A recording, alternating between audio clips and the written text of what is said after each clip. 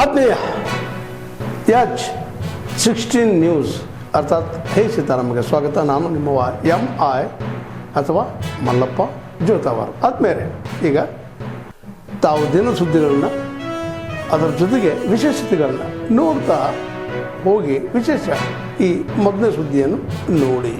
ಮಟ್ಟಿಗೆ ನಮ್ಮ ACC ಅಧ್ಯಕ್ಷರು ಹೇಳಿದ್ದಾರೆ ಅಂದರೆ ಬಾಯಿ ಮುಚ್ಕೊಂಡು ಸುಮ್ಮನೆ ಇದೆ ಅಂತ ಹೇಳಿದ್ದಾರೆ. ಅದಕ್ಕಿಂತ ಕಠಿಣವಾಗಿ ಹೇಳೋದಕ್ಕೆ ACC ಅಧ್ಯಕ್ಷರಿಗೆ ಆಗೋದಿಲ್ಲ. ಅಷ್ಟಾದರೂ ಕೂಡ ನಮ್ಮಲ್ಲಿ ಶಾಸಕರಾಗಲಿ ಮತ್ತು ಮುಖಂಡರುಗಳಾಗಲಿ ಪದೇ ಪದೇ ಅದ್ರ ಬಗ್ಗೆ ಮಾತನಾಡ್ತಕ್ಕಂಥದ್ದು ಸರಿ ಕಾಣಿಸೋದಿಲ್ಲ. ಇದು ನಿಲ್ಲಬೇಕು. ಯಾಕೆಂತ ಹೇಳಿದರೆ ನಾವು ಆಡಳಿತದ ಕಡೆ ಗಮನ ಹರಿಸಬೇಕು. ಜನ ಸಮುದಾಯ ನಮ್ಮನ್ನು ನಿರೀಕ್ಷೆ ಮಾಡಿರೋದೇ ಬೇರೆ. ಅದು ಬಿಟ್ಟು ನಾವು ಈ ರೀತಿ ಸಾರ್ವಜನಿಕವಾಗಿ ಇದನ್ನೆಲ್ಲ ಮಾತಾಡಿಕೊಂಡು ಒಬ್ಬೊಬ್ಬರನ್ನೊಂದು ಹೇಳಿಕೆ ಕೊಟ್ಕೊಂಡು ಹೋಗೋದು ಸರಿ ಕಾಣಿಸೋದಿಲ್ಲ. ಹೈಕಮಾಂಡ್ನವರು ಕೂಡ ಇದನ್ನು ಗಮನಿಸ್ತಾ ಇದ್ದಾರೆ ಅಂತ ನಾನು ಅಂದ್ಕೊಂಡಿದ್ದೇನೆ. ಸಂದರ್ಭ ಬಂದಾಗ ನಾನು ಕೂಡ ಹೈಕಮಾಂಡಲ್ಲಿ ಮಾತಾಡ್ತೇನೆ. ಯಾಕೆಂತಂದರೆ ಇದು ಎನಫ್ ಈಸ್ ಎನಫ್. ಇದು ನಿಲ್ಲಬೇಕು. ಇದು ನಾವು ಜನ ನಮ್ಮನ್ನು ಗಮನಿಸ್ತಾರೆ. ಜನ ನಮ್ಮನ್ನು ನಿರೀಕ್ಷೆ ಮಾಡೋದೇ ಬೇರೆ. ಅಭಿವೃದ್ಧಿ ಕಡೆ ಗಮನ ಕೊಡಬೇಕೆ ವಿನಃ ಇದನ್ನು ಇನ್ನೂ ಹೈಕಮಾಂಡ್ನವ್ರಿಗೆ ಗೊತ್ತಿದೆ ಯಾವಾಗ ಏನು ಮಾಡಬೇಕು ಅಂತೇಳಿ ಅದನ್ನು ಮಾಡ್ತಾರೆ. ಇನ್ನೇನು ಹೊಸ್ತ ಹೈಕಮಾಂಡಿಗೆ ಕಾಂಗ್ರೆಸ್ ಪಕ್ಷದಲ್ಲಿ ಇಂಥ ಸನ್ನಿವೇಶಗಳು ಭಾಳ ನೋಡಿದ್ದಾರೆ. ಅದಕ್ಕೇನು ಕ್ರಮ ತಗೋಬೇಕು ತಗೊಂಡಿದ್ದಾರೆ. ಕರ್ನಾಟಕದಲ್ಲೂ ಕೂಡ ಇಂಥದ್ದು ಹಿಂದೆ ಎಲ್ಲ ನಡೆದಿದೆ. ಬೇಕಾದಷ್ಟು ಸಾರಿ ಇಂಥದ್ದೆಲ್ಲ ನಡೆದಿದೆ. ಇದಕ್ಕೆ ನಾವು ಸಹನೆಯಿಂದ ವರ್ತಿಸೋದು ಒಳ್ಳೆಯದು ಅಂತೇಳಿ ನನಗೆ ಅನಿಸುತ್ತೆ. ಇವತ್ತು ಬೆಳಗ್ಗೆ ನಮಗೆ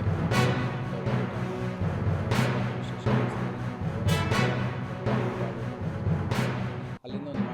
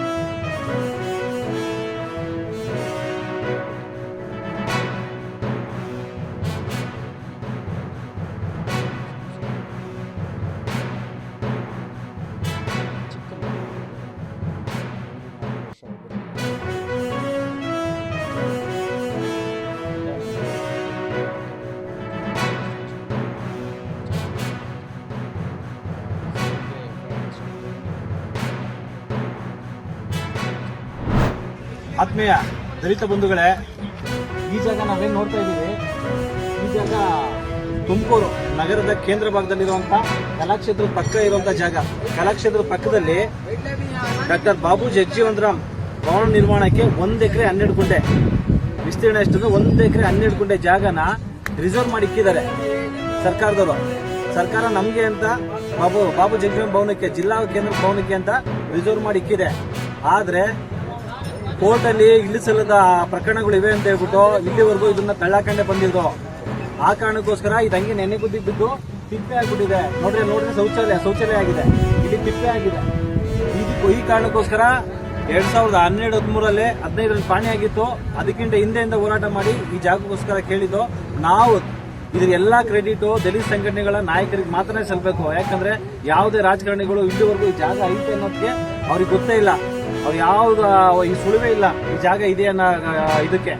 ನಾವು ಹೋರಾಟ ಮಾಡಿ ಇಲ್ಲಿವರೆಗೂ ಪಾಣಿ ಮಾಡಿಸಿದೀವಿ, MR ಮಾಡಿಸಿದೀವಿ, ಮತ್ತೆ ಜಾಗನ ಹಂಗೆ ಉಳಿಸ್ಕೊಂಡ್ ಬಂದಿದೀವಿ.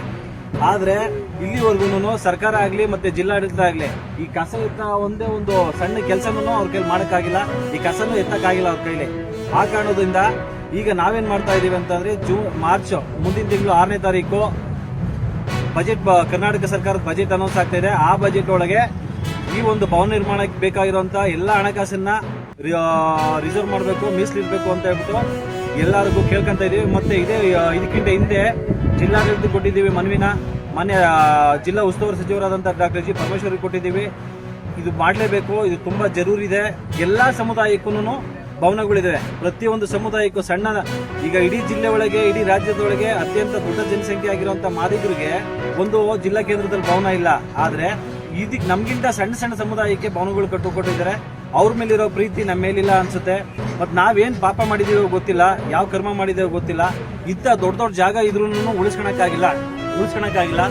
ನಮ್ಮ ಸಮುದಾಯದ ನಾಯಕರಿಗೆ ದಯವಿಟ್ಟು ಕೇಳ್ಕೊಂತ ಇದೀವಿ, ತುಮಕೂರು ನಗರದಲ್ಲಿರುವಂತ ಇಂಥ ದೊಡ್ಡ ವ್ಯಾಲ್ಯೂಬಲ್ ಜಾಗ, ಇಂಥ ಜಾಗನ ನಾವು ಉಳಿಸ್ಕೊಂಡೇ ಹೋದ್ರೆ ಮುಂದೆ ಯಾರು ಕೊಡಲ್ಲ ಇಂಥ ಜಾಗಗಳನ್ನ.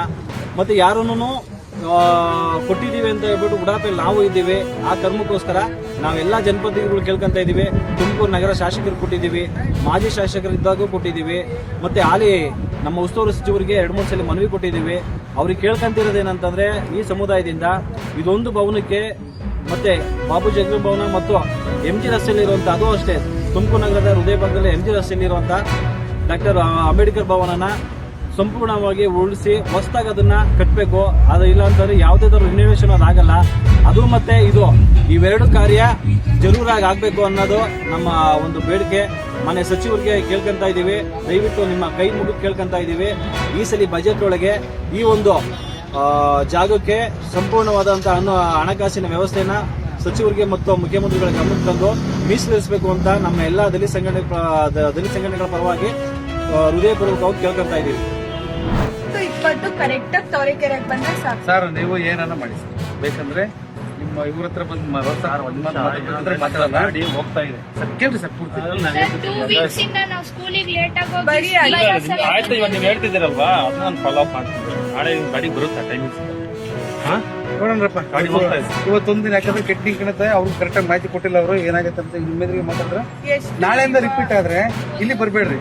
ಅಲ್ಲಿ ನಮಗೆ ಫೋನ್ ಮಾಡ್ಕೊಂಡು NHA ತರ್ಕೊಂಡು ಇವರೇ ಬರ್ತಾರೆ. ಯಾಕೆ ಇಲ್ಲಿ ಬರೋದು? ಒಂದ್ 7-8 ಸತಿ ಅಂತೂ ಸ್ಟ್ರೈಕ್ ಬಂದಿದೀವಿ. ಆವಾಗ ಬಂದ್ರು ಹೊಸೂರು ಗಾಡಿ ಸಮಸ್ಯೆ ಆಗಿಲ್ಲ. ಒಂದ್ ನಿಮಿಷ ಹೇಳ್ತೀನಿ ಕೇಳಿ.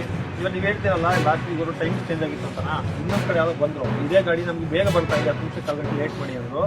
ಅಲ್ಲಿ ಸ್ಕೂಲ್ ಹುಡುಗ ಬಸ್ 10 ನಿಮಿಷ ಲೇಟ್ ಆಗಿತ್ತು. ನಿಮ್ಗೆ ಸಮಸ್ಯೆಗೆ ನಾವು ಗೊತ್ತಾಯ್ತು. ನೀವು ಹಿಂಗ್ ಮಾಡ್ಬಿಡಿ ಸರ್, ಇವ್ರು 9:30 ಇರ್ಲಿ 10 ಗಂಟೆಗನ ಇರ್ಲಿ, ನೀವು 9 ಬಡದ ಹೊಸೂರು ನಿಮ್ದು ತವರಿಕೆರೆ. ನಮ್ ತವರೆಕೆರೆಯಿಂದ ಹೊಸೂರಿಗೆ ಹೋಗ್ತೀವಿ. ಬಸ್ಸಲ್ಲಿ 105 ಜನ 120 ಜನ ಹೋಗ್ತೀವಿ ಅಲ್ಲಿಗೆ. ಅವ್ರೆಲ್ಲರಿಗೂ ಮೋಸ ಆಗುತ್ತೆ ಮತ್ತೆ ಬಸ್ ಹೋಗ್ಲಿಲ್ಲ ಅಂದ್ರೆ. ಬಸ್ ಇನ್ನೊಂದ್ ಕಡೆ ಹಳ್ಳಿ ಕಡೆ ಹೋಗೋದು, ಅದು ಸ್ಕೂಲ್ ಕಾಲೇಜಿಗೆ ಬರೋ ಮಕ್ಕಳನ್ನ ಆಯ್ತು. ನಮ್ಗೆ ಬೇಗ ಬರ್ತಾ ಇದೆ, ಒಂದು 4 ಗಂಟೆ ಲೇಟ್ ಮಾಡಿ. ಅಲ್ಲಿಗೆ ಅವ್ರಿಗೆ 4 ಗಂಟೆ ಲೇಟ್ ಆಗಿತ್ತು, ಇಲ್ಲಿ ನಿಮಗೆ 4 ಗಂಟೆ ಲೇಟ್ ಆಗಿತ್ತು. ಈ ಸಮಸ್ಯೆ ಗೊತ್ತಿರಲ್ಲ, ಯಾರು ನೀವು ಸಮಸ್ಯೆ ಹೇಳಿದಿರಲ್ವ, ಇವಾಗ ಅವ್ರಿಗೂ ಟೈಮ್ ಸೆಟ್ ಮಾಡಿದ್ದೀವಿ. ನನ್ನ ಮನೆಗೆ ಲೇಟ್ ಆಗಿದೆ ಅಂತ ಹೇಳ್ತಾರೆ. ಮತ್ತೆ DC ಮಾತಾಡ್ತೀನಿ, ಗಾಡಿ ಟೈಮ್ ಸರಿಯಾಗಿ ಹೋಗ್ತಾ ಇದೆ, ಏನೋ ಲೇಟ್ ಆಗಿದೆ ಅಂತ ನಾನು DC ಮಾತಾಡಿ ಹೊರಗೆ ವ್ಯವಸ್ಥೆ ಮಾಡ್ತೀನಿ. ನೋಡಿ ಸರ್, ಏನ್ ಮಾಡ್ತೀರಾ ಮಾಡ್ರಿ. 8:50ಕ್ಕೆ ನಾಳೆಯಿಂದ ಬಸ್ ಬರುತ್ತೆ. 8:50 ನಾಳೆಯಿಂದ ಬಸ್ ಬಂದಿಲ್ಲ ಅಂದ್ರೆ ತಾವರೆಕೆರೆ ಒಳಕ್ಕೆ ಬಸ್ KSRTC ಬಸ್ಗಳನ್ನ ಬಿಟ್ಟು ಹೋಗ್ಬಾರ್ದು. ಅವ್ರು ಯಾವ ಟೈಮ್ಗಾನ ಬರಲಿ, ಡ್ರೈವರ್ಗಳು ಅವ್ರು ಅವ್ರು ತಪ್ಪಲ್ಲ. ಅವ್ರು ಹೇಳಿದ್ರು, ಅವ್ರಿಗೆ ಅವ್ನು ಏನಾಗುತ್ತೆ ಅಂತ ಸಮಸ್ಯೆ ಇವ್ರಿಗೆ ಹೇಳಿಲ್ಲ ಅವ್ರು. ನೋಡಿ ಸರ್, ಈಗ ಸರ್ ಇಷ್ಟು ಜನಕ್ಕೆ ಸಮಸ್ಯೆ ಇಲ್ಲ. 120 ಹುಡುಗರು ಅಂದ್ರೆ ನೀವು ವಿಚಾರ ಮಾಡ್ರಿ. ಖಾಲಿ ಬಸ್ ಕರ್ಕೊಂಡು ಬಿಟ್ಕೋಬಹುದು. ಅವರೇ ನಮ್ದು ಊತಪ್ಪಗುಡಿ ನಮ್ಮ ರೋಡ್ ಸಮಸ್ಯೆ ಇರೋದು ನನ್ನ ಹತ್ರ contact ಮಾಡಿ. ಅದಕ್ಕೆ ನಿಮ್ಗೆ ಇನ್ನೂರು ಅಂತ ಮಾಡ್ಲಿಲ್ಲ ಅಲ್ಲ, ಪರವಾಗಿಲ್ಲ, ಒಬ್ಬ ಅಧಿಕಾರಿ ಏನ್ ಮಾಡಪ್ಪ ಅಲ್ಲ, ಅದ್ ಹೇಳ್ತಿರಲ್ಲ. ಮತ್ತೇನ್ ಮಾಡ್ತಿದ್ದೆ ನೀನು ನಿನ್ನೂರು ಅಂತ ಹೇಳ್ತೆ ಮತ್ತೆ ಹುಡುಗರು ಇಲ್ಲಿ ಏನ್ ಮಾಡ್ತಿದ್ದೆ ಮತ್ತೆ ನೀನು? ನಾನು ಹೇಳ್ಬಿಟ್ಟು ನಾವು ಸಿರಾ ತಾಲೂಕಿಗೆ ಬಂದ್ಮೇಲೆ 90% ಕನೆಕ್ಟಿವಿಟಿ ಬಂದಿದೆ ಗೊತ್ತಾ? ಕೊಡ್ಬೇಕು ನಿಮ್ ಕೆಲಸ ಹೌದು, ಕೆಲಸ ಅಲ್ಲ, ಬಂದ್ಮೇಲೆ ಮಾಡ್ತಿದ್ದೀನಲ್ಲ ಸರ್, ನಾನ್ ಬಂದ್ಮೇಲೆ ಮಾಡ್ತಿದ್ದೀನಲ್ಲ, ನಾವು ಬಂದ್ಮೇಲೆ ಸ್ವಲ್ಪ ನಾವಲ್ಲಿ ಅದನ್ನ ಹೇಳ್ತಿರೋದು. ನಾವು ಸಿರಾ ತಾಲೂಕಲ್ಲಿ ನಾವು ಹೇಳ್ತಿರೋದು. ಗೌರ್ಮೆಂಟ್ ಎಂಪ್ಲಾಯ್ ಅಪ್ಪ, ನಿನ್ನ ಕೆಲಸ ಮಾಡಿ ನಾನ್ ಹೇಳ್ತಿರೋದು ಕೇಳಿ ನೀವು. ನಾನ್ ಹೇಳ್ತಿರೋದು ಕೇಳಿ, ಸುಮ್ನೆ ಏನಕ್ಕೆ ಇಷ್ಟ ಬರಲ್ಲ? ಅದೆಲ್ಲ ನೋಡ್ತಾರೆ ಹೇಳ್ಬೇಕು, ಸುಮ್ಮನೆ ಕೈ ತೋರಿಸಿ ವ್ಯವಸ್ಥೆ ಇಲ್ಲ. ಗೌರ್ಮೆಂಟ್ ಬರೀರಿ ನೀವು, ಎಲ್ಲ ಮಾಡ್ತೀವಿ ನಾವು. ಯಾರು ಕೂತ್ಕೊಂಡಿಲ್ಲ. ಗೌರ್ಮೆಂಟ್ ಬರೀ ನೀನು.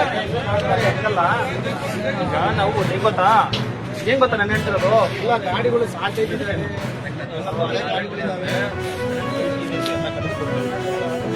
ಏನಾಗುತ್ತೆ ಅಂದ್ರೆ ಒಂದ್ ಟೈಮಲ್ಲಿ ನಿಂದಂತೆ ನನ್ನ ಕೆಲಸ ನಿಂದು, ನಮ್ದು ಕೆಲಸ ನಿಂದೇನ ಕೆಲಸ? ನಾನು ಮಾತಾಡ್ತೀನಿ ಅವ್ರ ಹತ್ರ.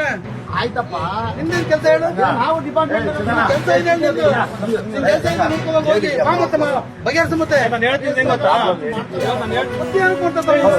ನೀನ್ ಹತ್ರ ಮಾತಾಡ್ತಾರಲ್ಲ ಒಂದು ಸಮಸ್ಯೆ ಹೇಳಿದ್ದಾರೆ ಸಾಧಕ ಬರೋದ ಸಂಖ್ಯೆ ಗೊತ್ತಾಗಲ್ಲ. ಇವಾಗ ಇವತ್ತು ಒಂದ್ ಕಡೆ ಕೊಟ್ಟಿರ್ತೀವಿ, ಇನ್ನೊಂದ್ ಕಡೆ ಇವ್ರ ಸಮಸ್ಯೆ ಗೊತ್ತಾಗಲ್ಲ.